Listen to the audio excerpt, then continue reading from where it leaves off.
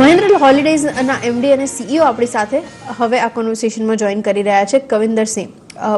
कविंदर जी, शुक्रिया मेरे साथ आज जुड़ने के लिए। और शुरुआत एक्चुअली मैं ओवरऑल डिमांड कंडीशन से करना चाह रही थी, क्योंकि हम लोग जानते हैं ये क्वार्टर जो था वो थोड़ा इम्पैक्टेड थर्ड वेव की वजह से भी था, और चीजें वापस थोड़ा जो स्टेबलाइज करने की कोशिश कर रही थी उसमें भी थोड़े बहुत रिस्ट्रिक्शंस आते हुए दिखे थे। एक आइडिया आपकी तरफ से, ये क्वार्टर के दौरान चीजें कैसे वर्कआउट हो रही थी? चूंकि हम लोग जो नंबर्स विटनेस कर रहे हैं वहां पे तो इसका इतना बड़ा इम्पैक्ट नहीं हुआ है, लेकिन आपकी तरफ से एक आइडिया। जैसा कि आपने बोला कि क्वार्टर 3 में ओमिक्रॉन वेव शुरू हुई थी नवंबर एंड में, और दिसंबर में थोड़े से रिस्ट्रिक्शंस आने शुरू हो गए थे थर्ड और फोर्थ वीक में। मगर उसके बावजूद हमारी ऑक्यूपेंसी 80% पे रही पूरे रिजॉर्ट्स की, और हमारी जो परफॉर्मेंस थी, हमारी रिजॉर्ट इनकम थी, वो हाईएस्ट एवर रिजॉर्ट इनकम रही हमारी हिस्ट्री में 70 करोड़ पे। और सबसे अच्छी चीज ये हुई कि हमने एक बहुत ही बेहतरीन सेट ऑफ नंबर्स प्रोड्यूस किए। हमारा जो कैश बैलेंस है वो 1040 करोड़ से बढ़ के 1108 करोड़ पे हो गया। हमारा अगर आप मार्जिन देखें तो पीबीटी मार्जिन 17% पे है, जो कि एक बहुत ही अच्छा मार्जिन कहा जाएगा।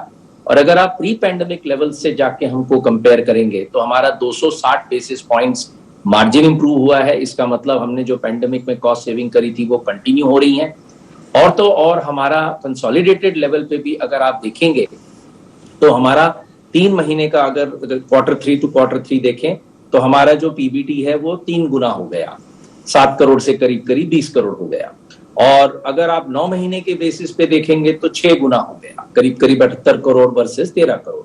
तो अगर हर तरीके से अगर आप देखें तो मार्जिन की अगर आप देखें, अगर आप Q2 से भी कंपेयर करें सिक्वेंशियली, वहां पर थोड़े से वन ऑफ बेनिफिट्स थे हमको, लीज रेंट्स के और एक इनकम टैक्स रिफंड का कुछ इंटरेस्ट था, तो वो अगर हम हटा के देखें तो सीक्वेंशियली भी हमारी 10% के करीब एबिटा में बढ़ोतरी हुई।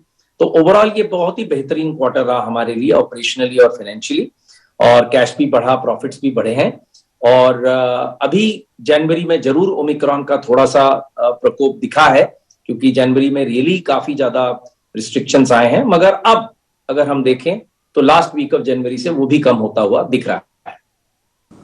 Okay, agreed sir. अच्छा, रिसोर्ट इनकम के बारे में आपने बातचीत की, मैं एक idea in terms of vacation ownership भी समझना चाह रही थी। वहां पे किस तरीके से एडिशंस हम लोगों ने देखे हैं, एज सच जो टोटल वैल्यू की बात करें वो कहां तक पहुंच चुकी है, अब एक आइडिया उसके ऊपर आप मुझे दे पाए अगर? जो तो वेकेशन ओनरशिप अगर मेंबर एडिशन अगर आप देखें तो हमने करीब करीब 13% मेंबर्स ज्यादा ऐड किए वाई बेसिस पे, 3700 के करीब। और सबसे बड़ी बात यह है कि हम अगर वैल्यू टर्म्स में देखें तो हमको 30% वैल्यू ग्रोथ मिली और 13% हमारी वॉल्यूम ग्रोथ थी, तो जो कि एक बहुत ही अच्छा ग्रोथ कहा जाएगा, कंसिडरिंग द फैक्ट कि अक्टूबर नवंबर दिसंबर में भी थोड़ा सा ही ओमिक्रॉन का लास्ट महीने में दिसंबर में हमको तकलीफ होनी शुरू हो गई थी। तो अगर हम उस एंगल से देखें तो हमारा मेंबर एडिशन बहुत अच्छा रहा। और तो और अगर आप ये देखें कि हमने 123 कमरे भी ऐड किए, जिससे कि हमारा 4356 के करीब करीब कमरे भी हो गए हैं। हमारे पास अभी 79 रिजॉर्ट्स हैं, और इस क्वार्टर में हम लोग 80 तो क्रॉस कर ही जाएंगे, और हमको ऐसा लग रहा है कि हमारे कमरे 4500 से भी क्रॉस कर जाएंगे। Okay, agreed sir. अच्छा, इसके अलावा नेक्स्ट क्वार्टर की अगर बात करें, आप पूरा साल कैसे खत्म करने को लेकर टारगेट लेकर चल रहे हैं? आपने कुछ कुछ साइंस तो दे दिए, लेकिन मैं एक ओवरऑल पिक्चर समझना चाह रही थी, क्योंकि डिमांड कंडीशन अब इंप्रूव हो रही है, आपने जिस तरीके से बताया आगे, और एक्सपेंशन के प्लान्स भी आप कर रहे हैं, तो ये पूरा सिनेरियो कैसे दिखेगा, एक आइडिया अगर आप मुझे दे पाए। अगर मैं थोड़ा सा आगे देखूं तो एक तो क्या होता है कि अगर हम अगले 2-3 सालों में देखें तो हमारे जो कमरे हैं इस समय 4500 क्रॉस कर जाएंगे, तो हम कम से कम 5.5 तो क्रॉस करेंगे 2 से 3 सालों में। तो वो एक हमने पूरा प्लान बना रखा हुआ है। हमने 1000 से 1200 करोड़ का कैपेक्स भी अनाउंस कर रखा है, 3 प्रोजेक्ट्स हमारे चल रहे हैं, लैंड बैंकिंग भी चल रही है, तो वो हमारा प्रोग्राम चलता रहेगा और उस पर हमको कॉन्फिडेंस है कि वो डिलीवर होगा। जहां तक मेंबर एडिशंस का सवाल है, मेंबर एडिशंस की पिकअप इस क्वार्टर में होनी चाहिए, क्योंकि हमारा जनवरी हालांकि थोड़ा सा फर्क पड़ा है, मगर फिर भी फरवरी और मार्च एक बहुत बड़ा महीना होता है हमारे लिए, जिसमें हमारी मेंबरशिप की एडिशंस की काफी बढ़ोतरी होती है। और आगे अप्रैल में जून में अब अगर कोई वेव ना आए तो हमारा अप्रैल में जून क्वार्टर भी बहुत अच्छा होना चाहिए। तो अगर हम ओवरऑल लेवल पे देखें तो हमारी मेंबर एडिशंस में बढ़ोतरी हो रही है, both volume and value terms, as well as हमारी रूम्स एडिशंस में बढ़ोतरी हो रही है। हमारा कैश बढ़ के 1100 करोड़ हो गया है, हम जीरो डेट पे हैं अभी भी, और हमारी कंसोलिडेटेड लेवल पे भी परफॉर्मेंस में काफी बढ़ोतरी हुई है। अगर आप देखें तो जो ये हमारा साल खत्म होगा, ये एक बहुत बेहतरीन साल होगा कंपेयर टू पिछले साल। और अगर हम उसके आगे देखेंगे, क्योंकि अब लोग घूमना फिरना, लोग इंडिया में थोड़े कुछ सालों तक इंडिया में ज्यादा बढ़ेगा, ये तो पक्की बात है। गवर्नमेंट के भी थोड़े से इनिशिएटिव्स आ रहे हैं जिससे कि देखो अपना देश, जिससे कि लोग इंडिया में ही घूमेंगे फिरेंगे, और कोविड के चलते लोग थोड़ा शायद बाहर जाना कम करें। तो इसके चलते हमको ऐसा लग रहा है कि हमारी मेंबर एडिशंस में भी अच्छी बढ़ोतरी होगी। हमारे रिजॉर्ट इनकम तो ऑलरेडी शो कर रहे हैं, 70 करोड़ पहुंच गए हम, वो बढ़ेगा। और हमारा जो बिजनेस मॉडल है वो ऐसा है कि हमारे पास अक्रूवल इनकम भी आती है वेकेशन ओनरशिप की, और रिजॉर्ट इनकम भी आती है, एनुअल फी इनकम भी आती है, इंटरेस्ट इनकम भी आती है, और कॉस्ट मैनेजमेंट हमने करके दिखा दिया है।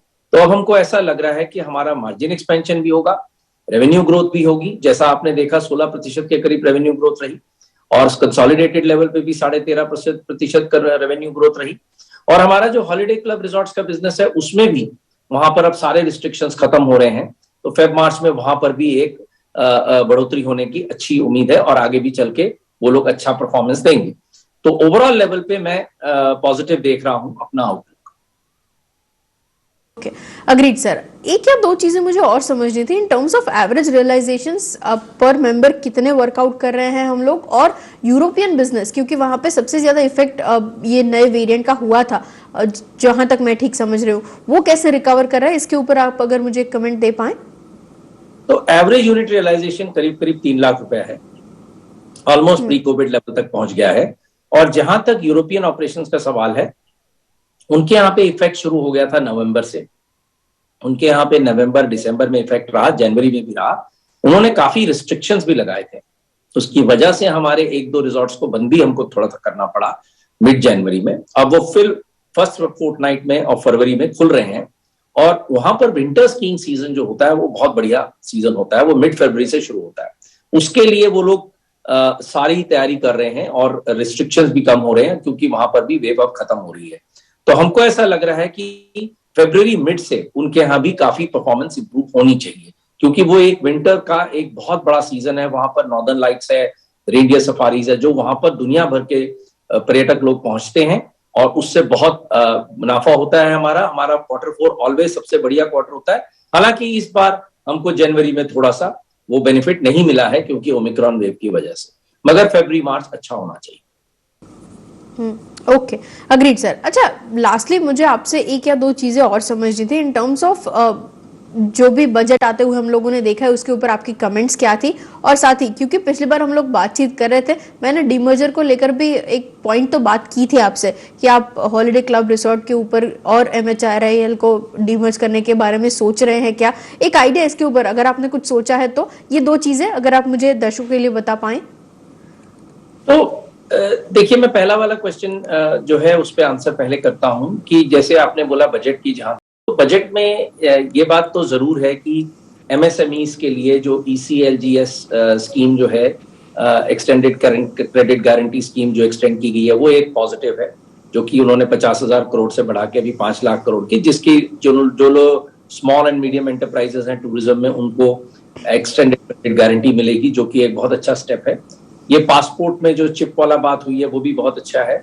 और ये जो इंफ्रास्ट्रक्चर डेवलप हो रहा है, जो जिसके बारे में हम देख रहे हैं 25,000 किलोमीटर, इससे कनेक्टिविटी इंप्रूव होगी, और हमारे को नई डेस्टिनेशंस क्रिएट करने के लिए बहुत अपॉर्चुनिटीज मिलेगी। तो ये गवर्नमेंट का इंफ्रा पुश और ये ECGLS स्कीम के तहत जो ये सपोर्ट दी जा रही है, ये बहुत ही बेनिफिट होगा टूरिज्म के लिए। हाँ, ये बात अलग है कि हमारी जो सेक्टर की जो डिमांड्स थी उस पर ज्यादा कुछ खास नहीं हुआ है, मगर वो मुझे ऐसा लगता है कि समय के साथ उस पर भी मूवमेंट होगी। और जहां तक डीमर्जर की बात करें हॉलिडे क्लब और महिंद्रा हॉलिडेज की, महिंद्रा हॉलिडेज एंड फिनलैंड का जो हॉलिडे क्लब है, वो एक बहुत ही अलग बिजनेसेस हैं। उसमें थोड़ी सी हम लोग सिनर्जी भी बिल्ड कर रहे हैं कि lot of Indians will now travel to Finland, जरूर जाएंगे वो लोग, और उससे हमको फायदा होगा और उनको भी फायदा होगा।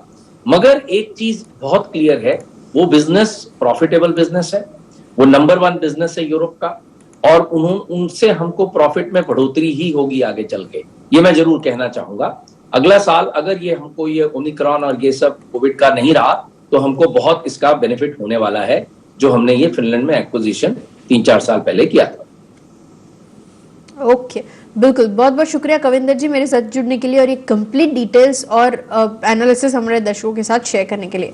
આપની સાથે મહિન્દ્રા હોલિડેઝના મેનેજમેન્ટ જોડાયા હતા, રિઝલ્ટ્સની ઉપર બી વાતચીત કરી અને બજેટની ઉપર પણ અહીં આગળથી ચર્ચા કરી હતા। નેક્સ્ટ 1 યર કેવી રીતના પેન આઉટ થાય છે કંપની માટે એ આપણે ખાસ ધ્યાન રાખતા રહીશું। અને એની સાથે જ આ શોમાં પણ અત્યારે આટલું જ। મને બી આપશો રજા। નમસ્કાર।